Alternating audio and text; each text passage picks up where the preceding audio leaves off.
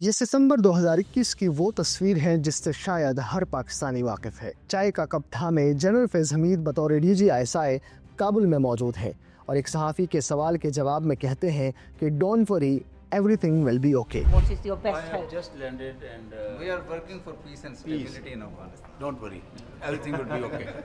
اس سے تقریباً 20 دن پہلے 15 اگست 2021 کو افغان طالبان نے کابل پر قبضہ کر لیا تھا اور اشرف غنی حکومت کولیپس کر گئی تھی۔ جنرل فیض حمید کے بیان کے مطابق وہ افغانستان میں امن اور استحکام کے لیے کام کر رہے ہیں۔ اسے باضابطہ طور پر طالبان حکومت کے ساتھ پاکستان کی پہلی انگیجمنٹ کہا جا سکتا ہے۔ تاہم غیر متوقع طور پر افغانستان میں طالبان حکومت کے قیام کے بعد پاکستان میں سرحد پار کارروائیوں میں نمایاں اضافہ ہوا۔ سید فخر کاغاخیل اپنی کتاب جنگنامہ میں لکھتے ہیں کہ اس وقت 40,000 پاکستانی طالبان کو خاندان سمیت آباد کرنے کا منصوبہ زیر غور تھا۔ پاکستان نے جذبہ خیرسگالی کے تحت چند مقید کمانڈروں کو رہا بھی کر دیا تھا۔ افغان طالبان کے سرکردہ رہنما حقانی گروپ پر اس وقت مسلسل دباؤ ڈال رہے تھے کہ TTP کا بندوبست کیا جائے یا انہیں افغانستان میں خاموش زندگی گزارنے پر آمادہ کیا جائے یا واپسی کی راہ دکھائی جائے۔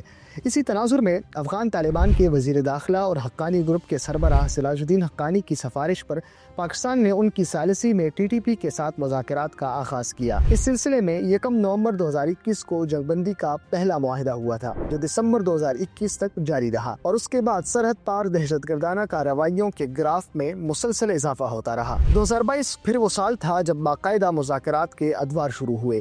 رپورٹس کے مطابق 2022 کے پہلے 4 ماہ میں 120 سیکیورٹی آفیشلز کی شہادتیں ہوئی، جس کے بعد پاکستان نے 16 اپریل 2022 کو خوست اور کنڑ میں فضائی حملے کیے اور دعویٰ کیا کہ ان حملوں میں دہشت گردوں کے ہائیڈ آؤٹس کو ٹارگٹ کیا گیا ہے۔ ان حملوں کے اگلے ہی روز جنرل فیض حمید نے بطور کور کمانڈر پشاور سرکردہ قبائلی رہنماؤں پر مشتمل ایک وفد کی قیادت کی اور کابل میں TTP کے ساتھ مذاکرات کیے۔ ان رابطوں کے بعد TTP نے 1 مئی 2022 سے پہلے 10 دن اور پھر 5 دن کے لیے جنگ بندی کا اعلان کیا۔ اسی سال 16 مئی کو کور کمانڈر پشاور پھر کابل پہنچے اور جنگ بندی میں مزید 15 دن تک توسیع ہو گئی۔ اسی طرح مفتی تقی عثمانی کی قیادت میں علماء کا ایک وفد 26 جولائی کو افغانستان پہنچا، جبکہ اس کے کچھ روز بعد 31 جولائی کو ایک 50 رکنی وفد بھی کابل گیا جس میں بیرسٹر سیف موجود تھے اور 2 دن کے مذاکرات کے بعد طالبان نے جنگ بندی کے معاہدے میں غیر معینہ مدت کے لیے توسیع کا اعلان کیا۔ تاہم ان مذاکرات کا کوئی نتیجہ نہیں نکلا اور نومبر 2022 میں جنگ بندی کا معاہدہ پاکستانی طالبان نے ختم کر دیا، جس کے بعد حملوں میں ایک بار پھر اضافہ دیکھا گیا اور جب جنوری 2023 میں پشاور پولیس لائن پر بڑا حملہ ہوا تو فروری میں وزیر دفاع خواجہ آصف اور DGI لیفٹیننٹ جنرل ندیم انجم نے کابل کا دورہ کیا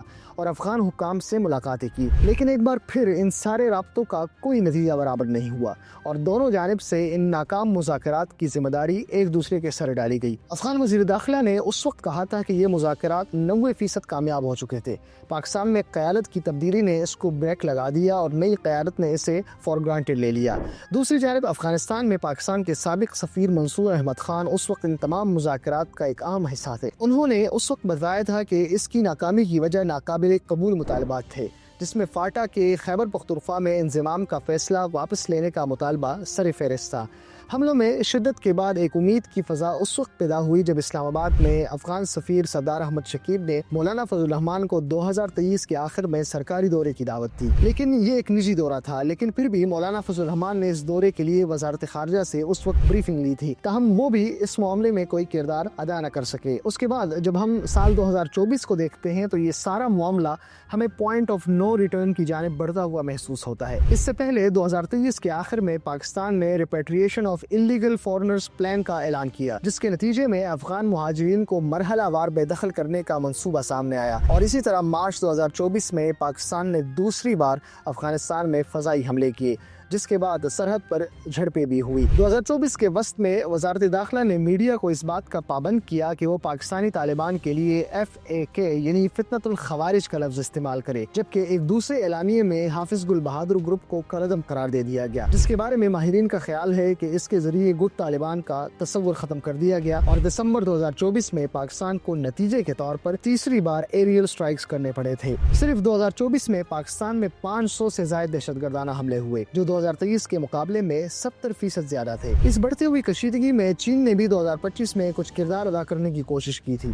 21 मई 2025 में बीजिंग में चीन, पाकिस्तान और अफगानिस्तान के सिफरीकी वज़ारत ख़ारजा इजलास में चीनी वज़ारत ख़ारजा के मुताबिक पाकिस्तान और अफगानिस्तान ने सफारती ताल्लुकात बहाल करने पर इत्तेफाक किया है। और इससे पहले वज़ीर ख़ारजा इसहाक डार ने अप्रैल 2025 में काबुल का एक रोज़ा तारीखी दौरा भी किया था, जो इस बात का आगाज़ था कि शायद बैकडोर चैनल्स अब भी फ़ाल है। हुकूमत पाकिस्तान का मौक़िफ़ है कि इन तमाम मुज़ाकरात और दौरों के बाद भी अफगान तालिबान ने किसी लचक और ताउन का मुज़ाहिरा नहीं किया और नतीजतन दोनों ममालिक के दरमियान अक्टूबर 2025 में सख्त जंग छिड़ गई। इस दौरान कतर और तुर्की की सालिसी में मुज़ाकरात भी हुए, लेकिन वो कोई मुस्तकिल हल के बजाय सिर्फ वक्ती तौर पर जंगबंदी तक ही महदूद रहे। और ये जंगबंदी भी उस वक्त खत्म हुई जब हालिया 21 और 22 फरवरी की दरमियानी शब पाकिस्तान ने नंगरहार और पख्तिका में मिलिटेंट आउटफिट्स के 60 ठिकानों को हिट किया। अगर सिर्फ 2025 की बात करें तो सेंटर फॉर रिसर्च और सिक्योरिटी स्टडीज की रिपोर्ट में 34% दहशतगर्दी के हमलों में इजाफा रिकॉर्ड किया गया है, जिनमें 1000 से ज़ायद आम शहरी और फौजी अहलकार